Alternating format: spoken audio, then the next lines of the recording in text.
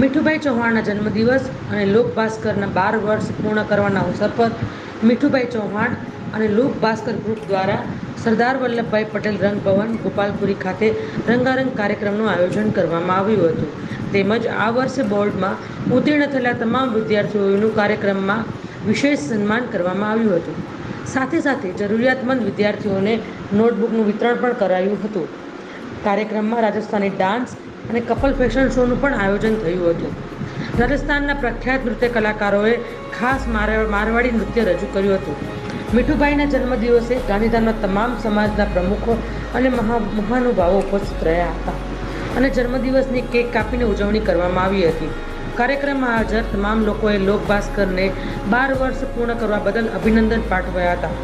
કાર્યક્રમમાં વરજાંગ ગઢવી, પારુલબેન સોની, ધર્મેન્દ્ર ટીલવાણી અને હંસરાજભાઈ કીરી, નર્મદા નિગમ હંસરાજભાઈ કીરી, દીપેનભાઈ જોડ, જીવરાજ ભાંભી, અશોક મહેશ્વરી, કિશન દરીચા, હીરા દુઆ, રાજસ્થાની કલાકાર મુકેશ હીરાવત, કચ્છી કલાકાર હસફ ખાન અને પત્રકાર કરિશ્મા માની અને અન્ય મહાનુભાવો ઉપસ્થિત રહ્યા હતા.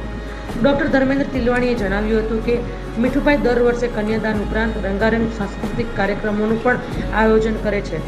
એડવોકેટ પારુલ સોનીએ મીઠુભાઈને કરેલા કાર્યની પ્રશંસા કરી હતી અને તેમને શુભેચ્છા પાઠવી હતી અને ભવિષ્યમાં પણ આવા કાર્યક્રમોનું આયોજન કરવા જણાવ્યું હતું.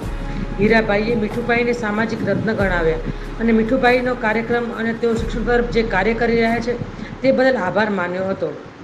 વરચાંગ ગઢવીએ કાર્યક્રમ માટે મીઠુભાઈનો વિશેષ આભાર માનતા જણાવ્યું હતું કે આવા કાર્યક્રમોથી સમાજ અને વિદ્યાર્થીઓમાં ઉત્સાહનું વાતાવરણ ઊભું થાય છે.